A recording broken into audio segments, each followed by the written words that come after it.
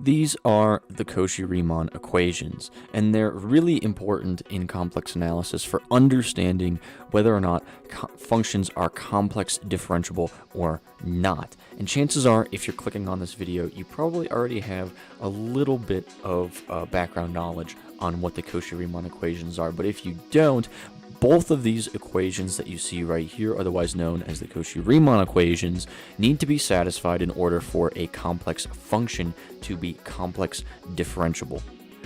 In this video, we're going to go through 8 examples, that's right, 8 examples for where we have complex functions that are not complex differentiable, and 4 where we have complex functions that are either fully complex differentiable, meaning that they're complex differentiable everywhere, or that are just complex differentiable somewhere. My name is Nick, and this is Complex Analysis from the perspective of a physicist. Let's get started. For our first example here, let's look at the complex conjugate. I denote the complex conjugate as Z star. Some of you mathematicians may be used to the bar notation, but I denote it as Z star because that's what's usually the norm in physics. But here we have x minus iy, and then I've written out here the standard form of a complex function. When applying our Cauchy-Riemann equations to this, we're going to get the partial derivative of u with respect to x is equal to 1, which is this guy right here, and then the partial derivative of v with respect to y, which is negative 1. 1 does not equal negative 1, so this function is not complex differentiable. Bumping it up a notch, we have z plus z star, which is just x plus iy plus x minus iy. Our iy's here cancel, so this thing just simplifies down to 2x, so this is strictly real. We have no imaginary part, and you can sort of see where this becomes a problem, because if we take the partial derivative of u with respect to x, we get 2. If we take the partial derivative of v with respect to y, well, v is 0 in this case, so the derivative is 0. 2 does not equal 0, so this function is not complex differentiable. Bumping it up another notch here, recall that these functions, these complex functions, can have both x and y in the real and imaginary parts here. It's something that I see sometimes people have a little bit of a hard time struggling with, but remember, this follows the form u of xy plus I v of xy. So it's a function of x and y. Let's look at our Cauchy-Riemann equations. We'll take the partial derivative of u with respect to x. That's 3.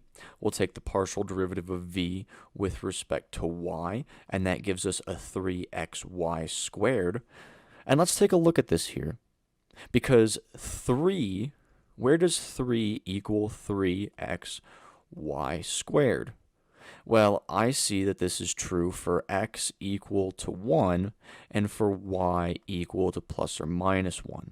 There are other numbers that we can toss in here that makes this true. For example, x could be 1/4 and y could be 2. So that there are some answers here. But this Cauchy-Riemann equation can be satisfied. So let's try and examine the second Cauchy-Riemann equation. For this one, we'll take the partial derivative of u with respect to y, which is 0. And then we'll take the partial derivative of v with respect to x. That will give us y cubed. Well, here, 0 only equals y cubed when y equals 0. And up here with this guy, if y is ever 0, this does not hold. This is not true. And this can only be true for when y equals 0. So because of this, this function here is not complex differentiable. So here for our fourth example, we're looking at e to the z star, which just can be broken down to e to the x, e to the minus I, y. And we can use our Euler identity to expand it out further to just e to the x cosine of y. I messed that up. Cosine of y minus I sine y. And from here, we can start using the first Cauchy-Riemann equation. Partial derivative of u with respect to x just gives us e to the x cosine of y. And then the partial derivative of v with respect to y is just minus e to the x cosine y. And we can see that this is only true if both of these equal 0, because as the Cauchy-Riemann equations state, these are supposed to be equivalent. Okay, and for anything that's right here, with these trig functions, if they exist, they're going to give the same value, and e to the x, e to the minus x are obviously not going to be the same thing. This is only true if both of these are equal to 0. Both of these derivatives are equal to 0. So for that to be true, y has to equal pi halves plus or minus some multiple of pi. Okay? N is going to be an integer here. I don't want anyone to freak out that I'm not defining it or anything like that. I'm verbally defining it. It's an integer. So these two equations, this equation here could hold up. So with this being true, now let's look at the next Cauchy-Riemann equation. So the partial derivative of u with respect to y is going to give us minus e to the x sine y. And then now looking at the partial derivative of v with respect to x, this is going to give us minus e to the x sine y. But remember, these are supposed to be opposite of one another. And right now, these are equivalent. And so for these to be opposite of one another, we need this to also be 0. And for this to be 0, we're going to look at the trig functions again to make it 0. And for that, y is going to have to equal some multiple of pi, some integer multiple of pi. Well, pi halves plus or minus n pi does not equal n pi. And just to make it simple, we're just going to make it plus n pi. But pi halves does not equal n pi in either of these cases. And so because of that, this function is also not complex differentiable. Now let's look at some examples of where we have functions that are complex differentiable. And let's start with the easiest case, just a standard complex number. With doing this, we're going to get the partial derivative of u with respect to x is equal to 1. The partial derivative of v with respect to y is going to also equal 1. So hey, that holds up really nicely. The partial derivative of u with respect to y is equal to 0. And the partial derivative of v with respect to x is equal to 0. Well, these ones are supposed to be opposites, but you can't really have a negative 0. So because of this, the Cauchy-Riemann equations hold. So this function here is complex differentiable. And if we take the derivative of that, f prime of z is, just going to equal, 1, pretty straightforwardly. Now let's look at 1 on z. Okay, and to do this, we're going to multiply, by z star on z star, which is just going to give us x minus iy on x squared plus y squared. And now we can go ahead with Cauchy-Riemann. These derivatives are going to be a little bit more nasty, but we should be okay. Let's take the partial derivative of u with respect to x.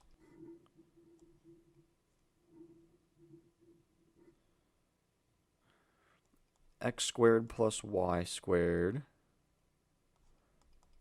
inverse plus x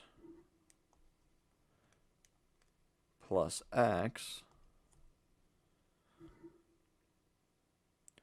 minus x squared plus y squared squared times 2x. And then we can just simplify that down, and we are going to get y squared minus x squared all over x squared plus y squared quantity squared. Okay, now let's look at the partial derivative of v. Let's look at the partial derivative of v now with respect to y and see if these things hold up. Again, we can apply the same method we did last time in taking this derivative. So we're going to get a minus x squared plus y squared inverse plus y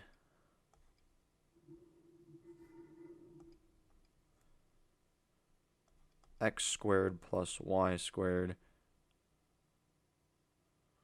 squared times 2y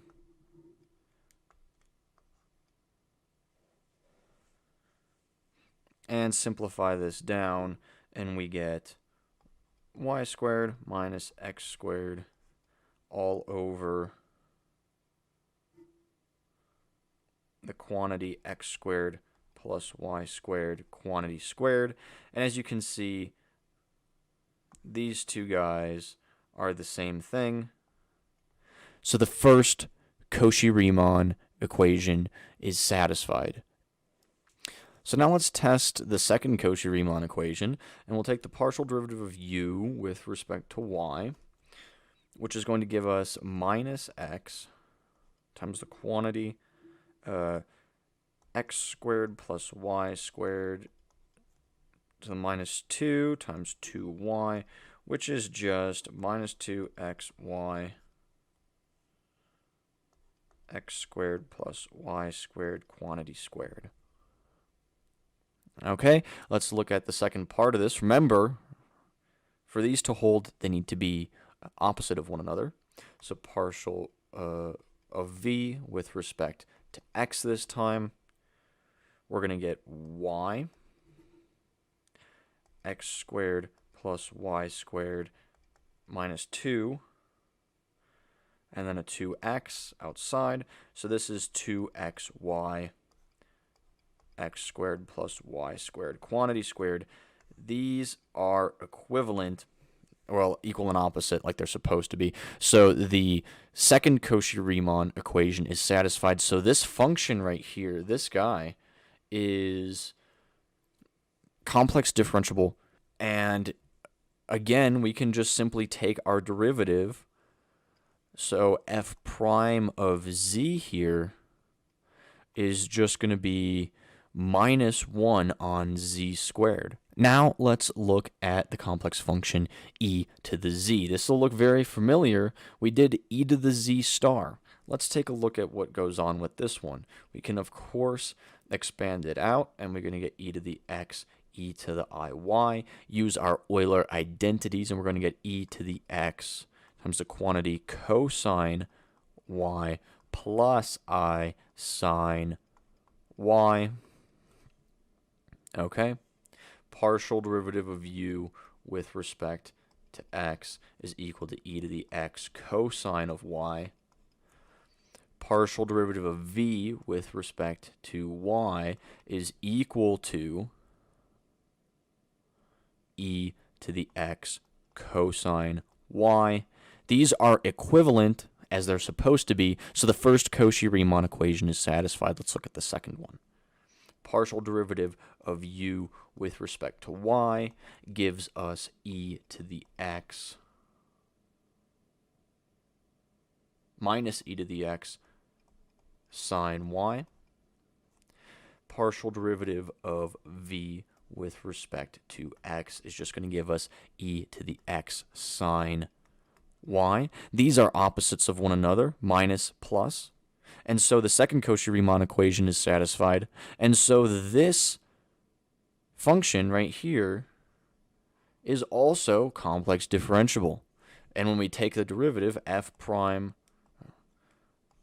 of z, it looks like bracket notation, geez. F prime of z becomes just e to the z. You take the derivative just like normal. All right, for our last example, we're going to look at one that's a little bit tricky here. We have sine x cosh y, or hyperbolic cosine, I call it cosh, plus I cosine x sinh y, which is just hyperbolic sine. Let's take a look at this function now with the Cauchy-Riemann equations and see if it's complex differentiable. First, we'll take the partial derivative of u with respect to x, which is just going to give us a cosine of x cosh y. And then the partial derivative of v with respect to y gives us cosine x cosh y. And hey, these are equivalent, as they're supposed to be. So the first Cauchy-Riemann equation is satisfied. Now let's look at the partial derivative of u with respect to y, which is just going to give us sine of x sinh of y. Okay, remember that we don't get that minus sign when taking the derivative of hyperbolic sine and cosine. That's something that a lot of people tend to mistake. We don't get the minus sign. Remember that. And then we're just going to break this up right here to do the last part of this. Partial derivative of v with respect to x is just going to be a minus sine x sinh y. And again, these are supposed to be opposites of one another. And they are. So Cauchy-Riemann equations are satisfied. This function, this complex function here, is also complex differentiable. Now, I want to go back to one of these examples and point out something really important. This example right here is really important because for this Cauchy-Riemann equation, we noticed that it was equivalent. Okay, all the Cauchy-Riemann equations were satisfied, and that this function was complex differentiable. But clearly, this function is indeterminate for z equal to 0. So in this case, this function is complex differentiable, but only outside of the origin point of the complex plane. So this function is not complex differentiable everywhere. So there you go. There was 8 examples using these Cauchy-Riemann equations. If you have any questions, feel free to ask away. And thank you so much for watching. Hopefully, I'll see you next time.